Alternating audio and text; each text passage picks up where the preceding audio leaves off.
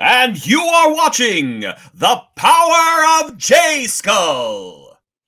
Indeed you are, everybody. Welcome to The Power of J-Skull. I'm VHS Chase. That is Jason Roy Gaston with his caramel voice explaining the title of the show.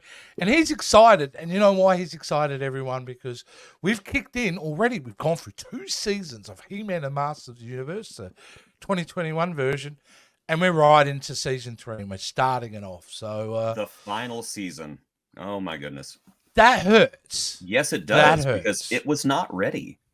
It was not ready. It does give a good finale, but you can tell by the end that they weren't ready to call it in. Now, just that clarification, when did this season air, Jason? Because if there's only 3 seasons, I do believe the show only got announced and got cancelled earlier this year, correct? Yes, these 2 episodes both aired, because it's Netflix. They were dropped on August 18th, 2022. Okay, so it's still reasonably newish. The body's not cold yet. It's still reasonably new, and if you haven't seen it, it is new to you. And the good thing is, there's no plans to remove it from. Thankfully, Netflix and Mattel are still good buddies and are in business together, so it'll be there for a while, hopefully. And the DVD set is very cheap because I have it. Physical media, people. Physical media. I'm not starting to notice that on streaming services, that your things that you think are going to be there forever suddenly disappear. There's only one way around it. Physical media. Prodigy, Final Space, most of the HBO catalog. Exactly. Infinity 100%. Train. There you go. All right, but we're not here to talk about the world of streaming. Warner Brothers Discovery is the devil. All right, let's get into this show. The first episode we're talking about, the season 3 opening episode, The Haunting of Castle Grayskull. Yes. And which starts off like any good setup for a story. You need a little bit of backstory, don't you? You need just a little bit of a nugget in the beginning to kind of set things up. Yes, just a smidge. Just a smidge. And this one definitely opens up, Jace, with a bit of a nugget straight away. That's Grandpa, right? That's King Grayskull right there. Yeah, there you go. He is, and may I say, wow. I appreciate the haircut, so I think it looks really good. However, he does look like a younger version of you. He does. He does I didn't even realize. It's you. Yeah. That's when I was in my war paint days, where I was putting on yellow war paint. I love that. Yeah. I've let myself go, unfortunately. The Emu War, wasn't it? Yeah, that's now I've got bad knees, so all the muscle turned to blubber, unfortunately.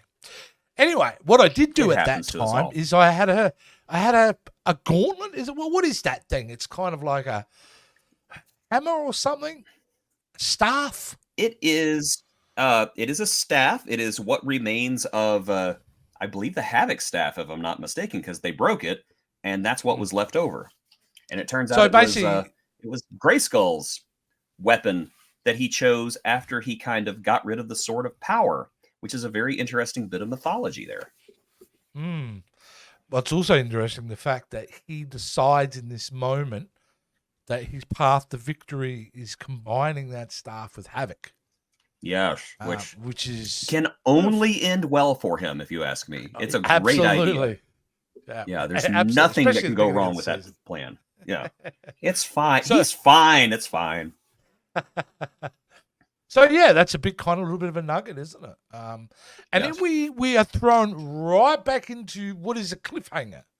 Essentially, last time we left, it was a cliffhanger moment, wasn't it? Yes, He-Man had been tossed into the sky, and Crass has become Rampage, a Dark Master, and now we come back, and He-Man comes back to fight. Oh yes, and the Snake Men are now zombies. Yes, and so may I just say, I like the Snake Man as zombies. I don't like them as characters. I don't like them as this scheming faction. I like them as mindless zombies because I think they're a lot more interesting. I will say I like the way they move too, because they move fast and they move like snakes and they look awesome. So I think that Netflix He-Man finally did the Snake Men right. they, especially in these early couple of episodes, they are a real threat. Yes. Like, they feel like a real threat. They are unstoppable. And even in times of minor victories in this first 2 episodes, without question, the Snake Men have the upper hand. And I like that a lot. I like the idea of in He-Man, and it's that if you are going to bring in, the third main character into this statement, the third faction, you got to make them interesting. So I have done that. They have, and they've made them interesting by not making them characters. They are just basically endless supplies of cannon fodder, and I'm okay with that. I like their place in this universe. That opening scene does a really good job of it too, because it's a good little battle between He-Man and the Snake Men. And because the way they do it is he kills a couple of them like he would, kill any villain, and then, you see 1 or 2 of them come back. But as the fight goes along, them coming back seems to happen quicker and quicker and quicker, like raising the threat level of that scene. So I thought it was a lot of fun. And then when he gets rescued, we get something like straight out of World War Z, right? Yeah, it's incredible. I love it. It's really great. It's really great. Gosh, I miss this show. I miss new episodes of this show. It's so good.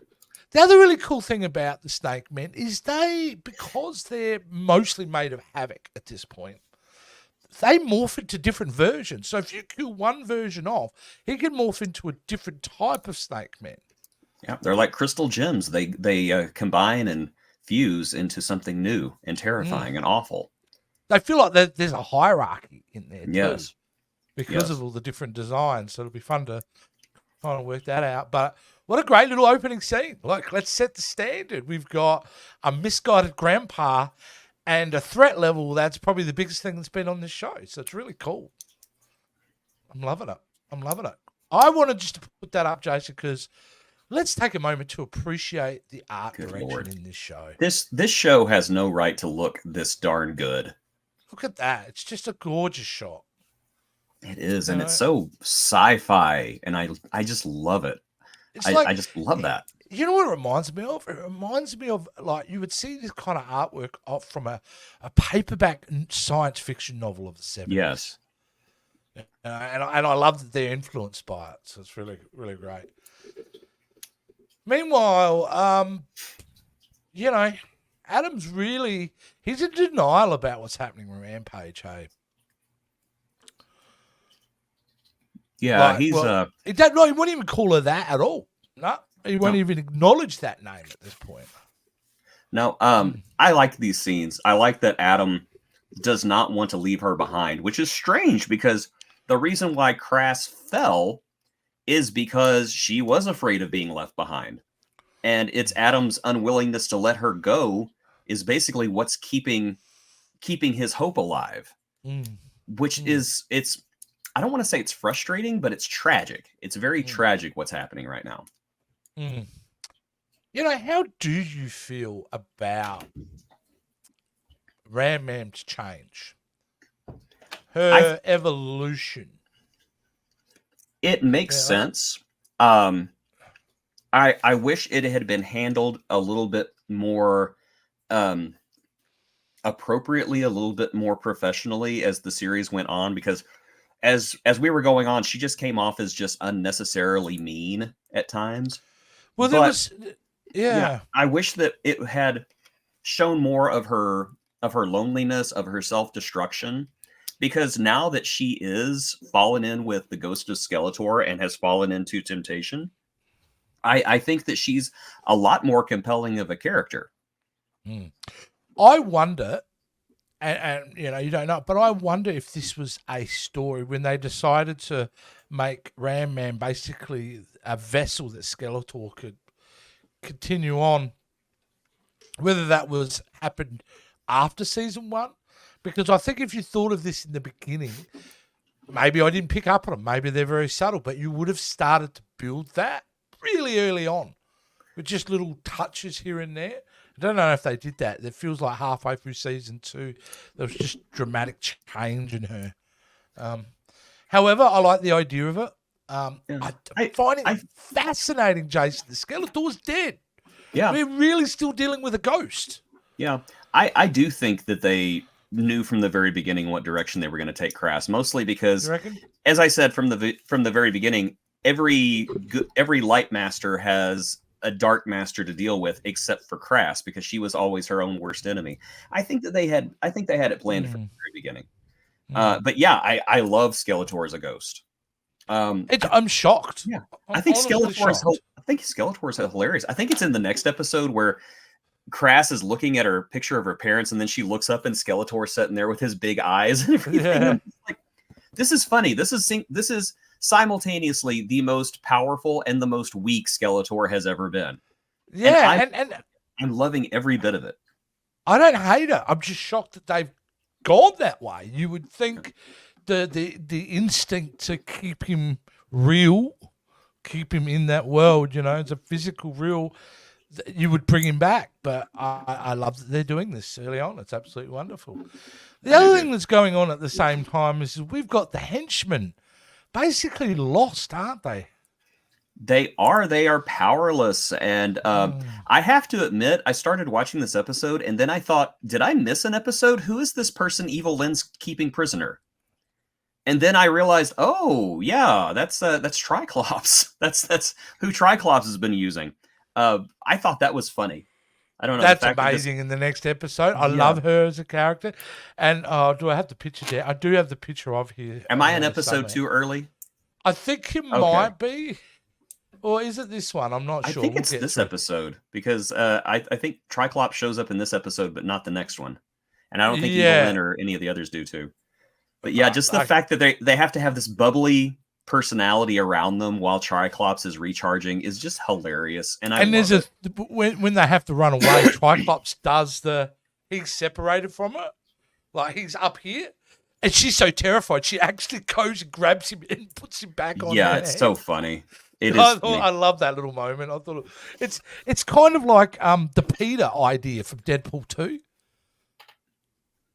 The average guy. Oh, Peter. Okay. Yeah, it's like that Peter idea, just having a normal person amongst fantastical characters. Sugar Bear. Sugar Bear. There's Sugar Bear. Yeah, very cool. Very cool. Love what they've done. Hey, Webstore rocks in this series. Yes, and best of all, Stratos gets a shout out, but he does not show up. Yes. Which I'm happy with. I'm cool with that. Yeah, big tick straight away for these 2 episodes. No Stratos. Still breaks my heart to say that. But either way, this is really interesting here, where we have... Actually, I don't think that belongs. No, it does belong here. When they first go into those caverns with all the crystals, and they're trying to understand the power. Yes. And the King's doing a really great job in trying to explain to him that, hey, look... Seems like an easy fit. Let's grab a heap of these rocks, but it doesn't work out like that. Yeah, it's only driven home by the fact that they have to fight Grayskull's ghost at one point, and He-Man realizes that Grayskull was using Havoc, and that just adds to the temptation. It adds to this easy fix that is right in front of He-Man. All I have to do is use this, and everything's fine. These guys know what's up though, because that's where they want to. And she dips her staff in there.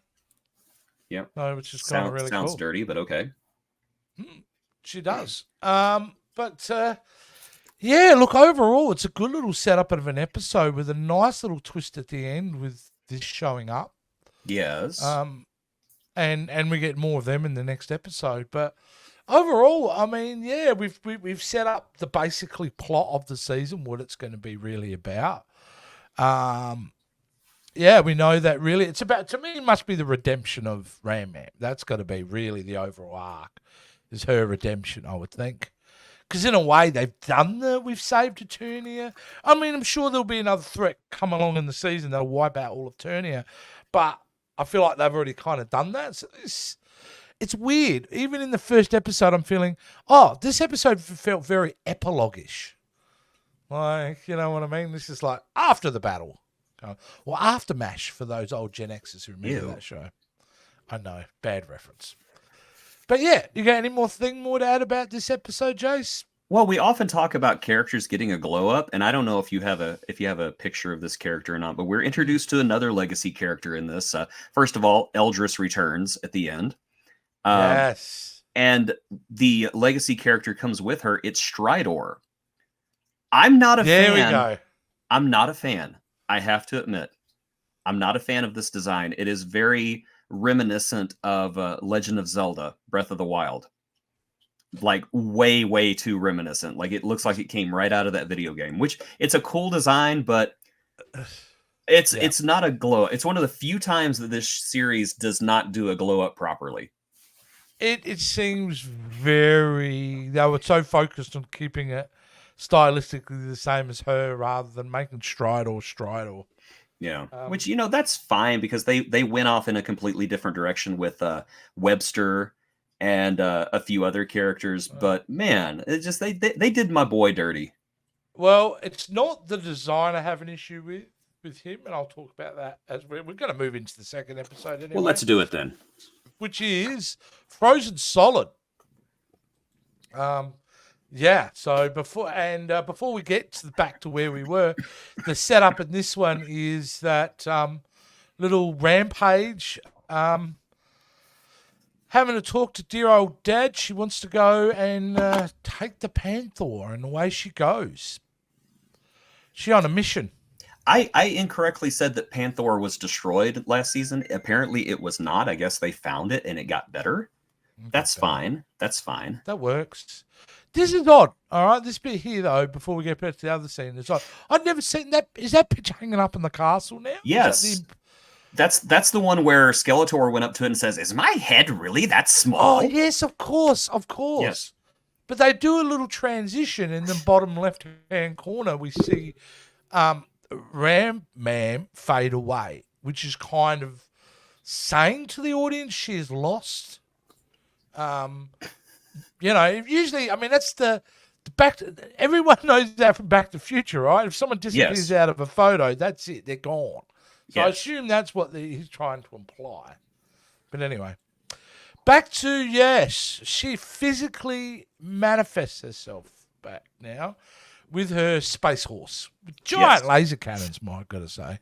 I am a big fan of the laser cannons, yes. We do get to see them later on, which is quite good. And Duncan, I do like Duncan in this episode. Because the first thing he says, we have a million questions. Rightfully so. You'd have a bunch, wouldn't you? You definitely would. Where did you go? He's the pragmatic one. I want questions answered. What's going on? Who are you? Where's the bathroom? Something else about the scene is that the snow in this episode looks fantastic. Not necessarily that snow, but anytime a character is covered in snow, you can see the individual clumps. You can see the individual snowflakes. Ooh, this show did not have to go that. This show did not have to go that hard in the animation. I really don't know who would have noticed, but I did. I certainly noticed, and I appreciate it. I reckon that really stood out in that scene when Duncan's working on the ship, underneath the ship. Yes. And he's just working on it, and a whole clump of snow falls on him, and it obviously separates off his face. Yeah, it looks incredible. It's like something you would have seen in Disney's Frozen, and it's in a Netflix show. I just love that. Yeah. Do you think King Randor is very fearful of his father's legacy, isn't he? He is. I believe he is. I also think that that's why he was so against the prince using the power, because it was the fear from what was going on with King Grayskull. Well, it's got to be, right? And because no one's been able to ever wield that power and stay good. Yeah. It's period. Too much of a temptation. Juice. Yes. It's evil juice. It's juju. Yeah, bad juju. Havoc sauce. Actually, I could buy some of that. Yeah. They're in the forest early on in this episode, and they're coming up against these guys. Everybody that comes up against these guys are overwhelmed. And here with this picture, Jason, we get remember I said hierarchy before? Look at this big brain. Look at the big brain on Brad. All over him. Are those brains? I mean, are they? I don't know. I think maybe they're just like Havoc reservoirs or something, and they're like cobras. I don't know. They imply to me they're still a great They're design. a level up though.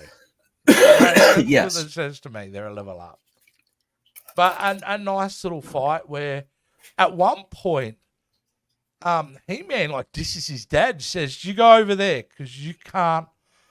Is it Cringer that disses his dad? I think it's Adam that disses him, and Cringer turns around and goes, no, you can use your unpredictable, you're Yes. mortal, meaning you're unpredictable. Yes, which I really liked because, He-Man and Cringer are just really good at charging through things and breaking through walls, while, us normies, we have to use our brains a little bit more than just wall there, me crash through. So I just it's a appreciate great that point. we have a King Randor that's actively part of this story. Yes. That's what I appreciate, rather than sitting on a throne. Show us why you're king, my liege. Show us why you're king. I agree. Rather than no offense to the Filmation days, but it was very rarely King Randor got his ass off that chair. So very rarely. He did it a couple of times, but not very often. Not very often. Anytime he did get his butt off the chair, it was because he was kidnapped and He-Man had to go save him. But not this dude. He is ready to kick some butt. He's ready to kick some butt. Gosh, I love these character designs. I just love them. And the way they get out of this scene, this is where I get a little bit kind of confused. So the way to kill them off and to get them to go away longer is to hit them harder. Because in this scene, they do the lightning thing, remember? And the blade opens right up and booyah, wipes them all out. And then the comment is, this will hold them off for a while. How do you know? Yeah, how do you know? I think he's wrong, though. I do think he's wrong because they come back pretty quickly. But before then, we did cut away and something we haven't spoken about. With Eldris returning, she is not well. No, she's not well at all.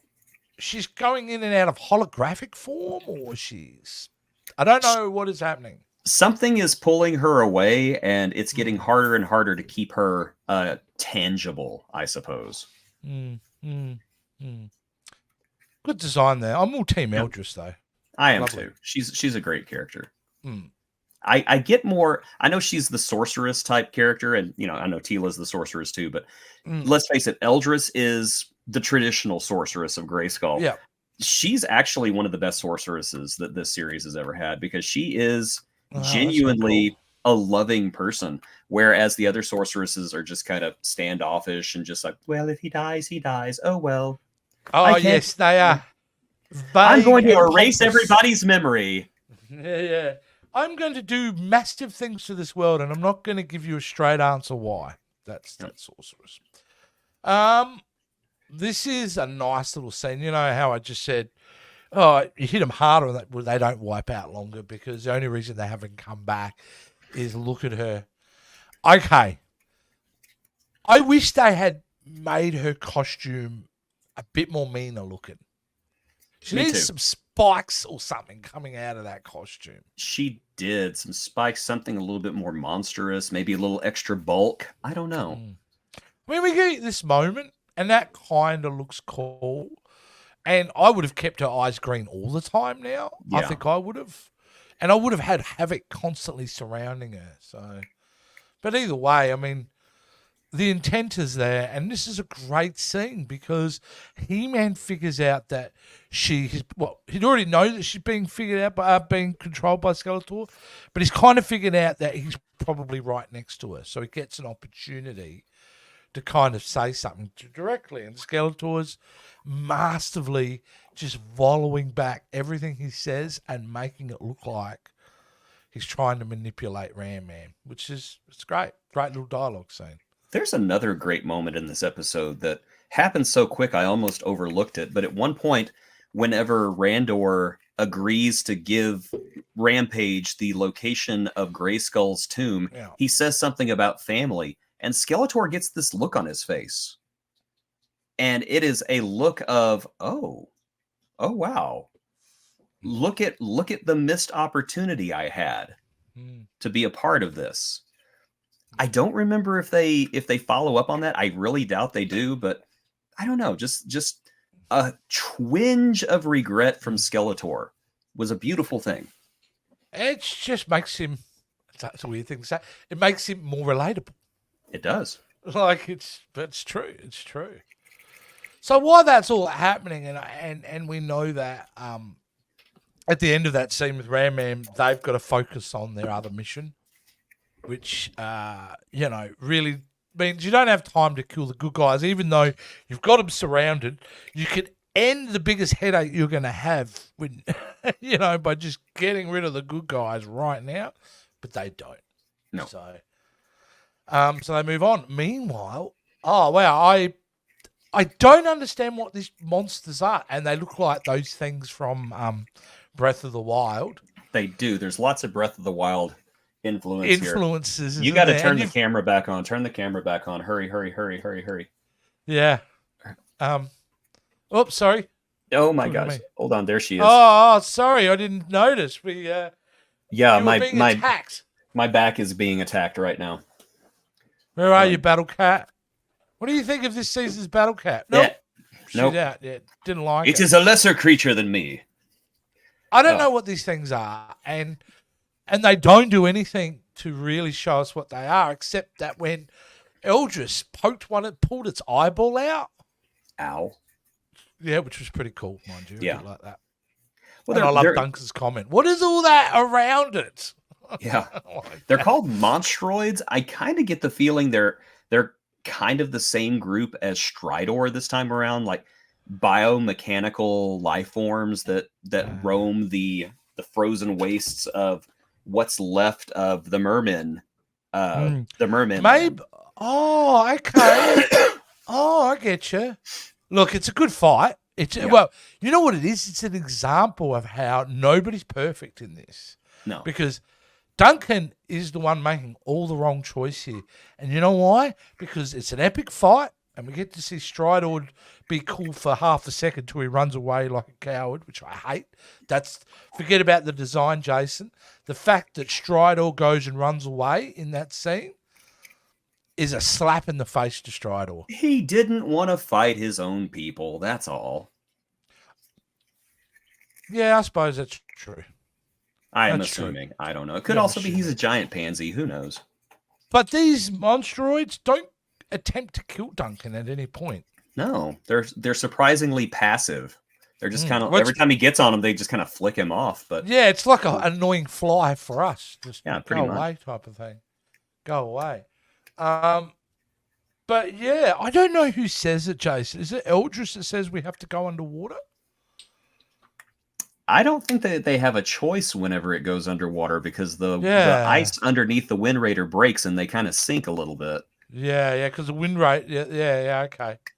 So yeah, and it's again beautifully animated. Yes, absolutely. I was not a big fan of this Wind Raider design when it first showed up because I like that sleek green and orange one that we had with the Filmation series, but this one's grown on me. I like it now. Well, it's very functional. They do more with the ship, I think, than they do with the other Wind Raider. Although, like you, I love the Wind Raider. Oh, yeah. Though I don't think you truly own a Wind Raider unless you have one with a missing wing or broken wing. Absolutely. I have a classic one at home, and every single wing is missing. It's beautiful. Amazing. Love it. Yeah. But the bombshell moment of these two episodes, Jason, is this scene here. And I went, oh, no, really? Are they doing this? And, you see firstly, I think it's Jason Momoa because we get the sound rings. Sure it wasn't Aquaman. No, but way cooler than that. No offense, Aquaman. I probably will see your movie. It's the return of Merman. Oh gosh, look at him, that sexy beast. Oh my gosh, and it is a beast, and I love the look of it. And shockingly enough, I will confess to the audience before the show, Jason drops a massive bombshell about this character that wasn't a spoiler because it was in the episode, but I didn't pick up on it. Yes. And what was that, Jace? Well, to have an epic character, you need an epic voice, and who has a more epic voice than Mr. George Takei? Oh my. It is a great choice and not the first thing I would have thought of. Absolute would not have been my first choice. And that's why I would have been wrong. I love the look at this. And it's, you know what? It was only at that moment I went, yeah, where's Merman been? You know, Well, because- obviously he's been by himself because they dropped the tidbits that he was the first and the last of the merfolk. All of his people are gone. They've all been killed off, and he's the only one left, which I think is an incredible twist for the character. And I think that you're really going to enjoy what they do with him in the next few episodes. Well, it's very ambiguous in this because I'm asking myself, well, Merman's always been a villain, always been one of the top tier henchmen. Now, the first interaction we're having with him is by the good guys. So where's the character going to go? Are they going to turn him? Are they not going to turn him? Is he fighting for himself, or is he going to get caught up in Skeletor's games? Who knows? And I love that I don't know. I love that. Merman was one of the most surprising characters of the third season, and I'm really looking forward to you finding out what the deal is with him. I want the figure straight off the bat. Oh, I have the figure, and he's beautiful. Oh, it looks so good. Yeah. Look, I can't wait. I got to say, I really did dig the first 2 episodes of this season. I thought, okay, we're in here. Like I said, it did feel a little bit epilogue-ish, but sometimes epilogues are great. So, you know, at the end of the day, I'm all on board of where they want to kind of take this. And I do keep asking this, but I need to prepare myself mentally for the end of this series. It ends with a lot of things unresolved, doesn't it? Not that many things unresolved. It actually resolves everything and then whips out a cliffhanger. And the cliffhanger is just excellent. Excellent. But at the same time, heartbreaking. And you will know why. Okay. It's what could have been, and not only that, but also because a person involved in the cliffhanger unexpectedly left us not long after that episode aired. Oh. The actor left us. And so you hear the voice, you know what's going to happen, and you're just like, oh, we'll never see it. We'll never see it. Okay. Well, the reason I asked that is because I've had this fear after watching these 2 episodes that it's just going to be like there was an episode 1 week and then that's it. But I'm glad to hear that they do kind of tie up the story arc. So, all right, that's good. That's appeased my fears because it's hard to want to get emotionally invested in a show if you think, well, one day it's gone, which used to be the way, didn't it, Jace? When we grew up, like studios didn't go, all right, well, we're going to tie it up this season. We're going to make it the final season. No, when things ended often when we were a kid, they were just gone. Yep. A lot of times we didn't get, resolutions to ongoing stories. I don't remember a single 80s cartoon that I watched that got an ending resolution, except maybe Thundercats. I think Thundercats had an ending arc where at the end, if you watch that, you're just like, okay, that's over with. But yeah, I just that's an interesting subject, by the way, Thundercats, because yes, it was only not that long ago I was aware that they'd even attempted to do a reboot like 10 years ago. Oh yeah, the reboot was amazing too. Yeah, and I had no idea about it. I've never seen it. So oh gosh, I got to sit down with the guy. I didn't sit down with him, but I talked to the guy who was the voice of Lion-O in the reboot. Oh, okay. And Will Friedle, who is also the voice of Terry McGinnis from Batman Beyond. Oh, okay, I went up to go get my Batman autograph because I'd already met Kevin Conroy, and I was like, I got to go get Terry McGinnis. Yeah. And as we were talking, we were just chatting because there's nobody else in his line, and I said, I gotta tell you, I'm still mad that they canceled the Thundercats reboot. And he stopped and he looked up and he goes, me too. Do you want to know why they canceled it? I said, why? He goes, because the toys didn't sell. Do you know why the toys didn't sell? I said, because you took them out of the packages and they broke. Because you took them out of the packages and they broke. Oh, really? I didn't even know that either. I bought my son a Thunder Tank and like the 2 front parts came off of it within 5 minutes. And he said they made the toys crap. Yeah. And that's why Thundercats isn't there. Wow, interesting. Maybe one day we'll get into Thundercats again. That would be an interesting rabbit hole to go down. All right, guys, here we are. We've gotten through the first 2 episodes of season 3. Loving it so far. And Well, there are some things I'll predict what will happen, but so far it's open enough that I don't really know where it's going, and that is a green tick from me. So we're getting through it, Jace, aren't we? We are. I think we only have 3 more installments of the Power of J-Skull before we are out of He-Man and the Masters of the Universe Netflix edition. And then we have to go back to looking at Filmation in 2002, and I hate to say it because we've been putting it off, but we are going to have to start looking at the new adventures of He-Man.